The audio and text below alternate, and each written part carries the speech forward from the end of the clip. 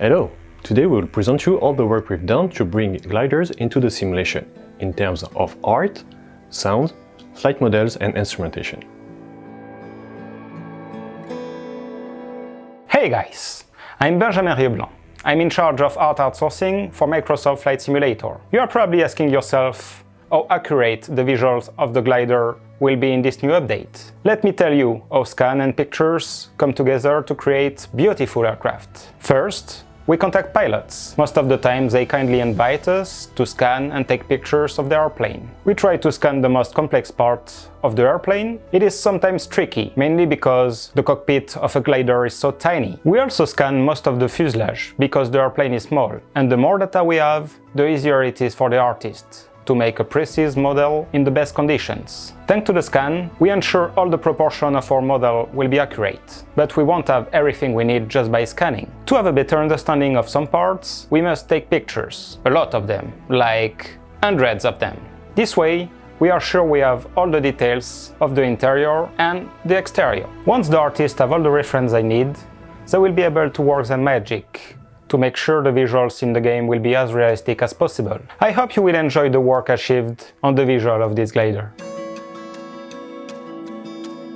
For the audio design, our approach was mainly focused on the wind flow, dealing with all the different wind noises that we can identify in flights relative to the glider behavior. But before doing any design, we needed to experience gliders and feel how they behave in real life, get some precious feedbacks from pilots, and as usual, record many in-flight cockpit references. We simulated the wind flow using wind sounds that we connected to variables based on the aircraft physical movements and aerodynamic wind to make it feel more alive.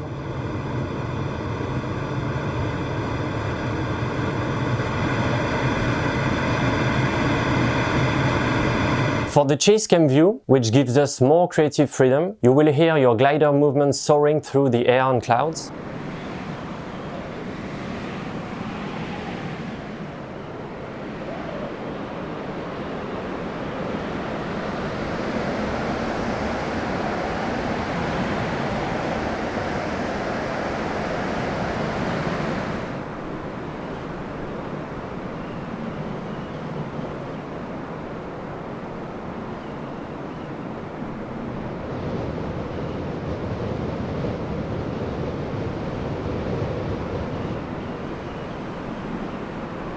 We put an emphasis on the thermal winds, so you can feel the wind raising the glider and making the fuselage and wings squeaking.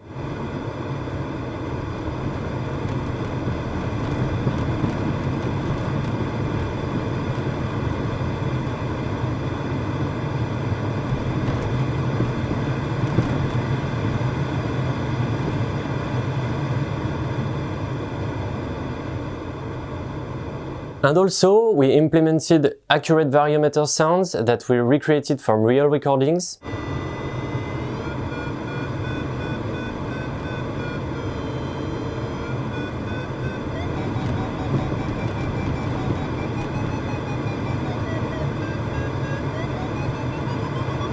We paid specific attention to the different surfaces you're rolling on, so it will sound different depending on the glider acceleration, giving more depth to the immersion.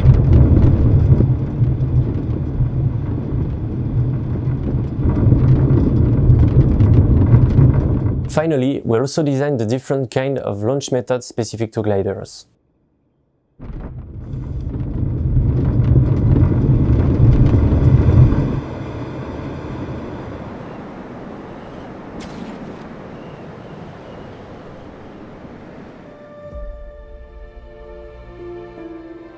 Soaring is a very different experience than flying a motorized airplane, an experience that brings a new gameplay, instrumentation and flight techniques. In terms of gameplay, you will be able to choose between two different launch methods to take off, a winch or a tow plane. We improved the thermal generation under clouds and over hot ground surfaces. The sunshine, the temperature, the sky conditions and the ground surface type will have an impact on our thermal frequency and the strength. Flying in summer or in winter, at noon or sunrise, will not be the same. A new option in the weather panel will allow you to display the thermals and see where you should fly next. A glider is staying in the air relying on two different sources of energy. First, the potential energy, the height above the ground, and the kinetic energy, meaning the airspeed.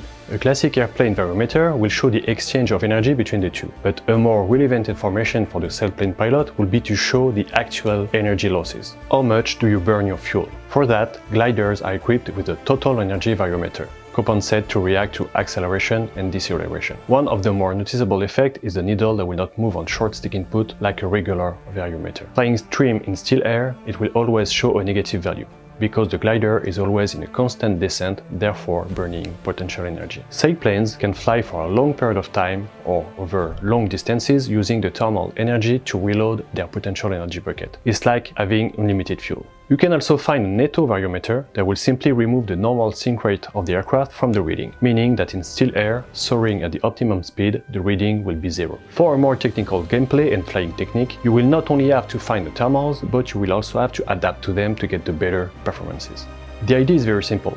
If you expect strong thermals, then you should fly fast between them. If you expect weak thermals, then you should fly slowly to keep your altitude and need to climb less within the next thermal. In the instrument, you will find the polar of your sailplane. The optimum flying speed shown on the graph will change dynamically based on your weight. Drop the ballast and you will see the effect on the speed to fly. But you can also enter the average thermal strength expected, known as the MAC-ready setting, to calculate the optimum speed to fly for that day. Soaring will bring you new skills to observe, understand and play with the atmosphere environment, flying techniques to always stay at the optimum, and strategy on how you will manage your energy.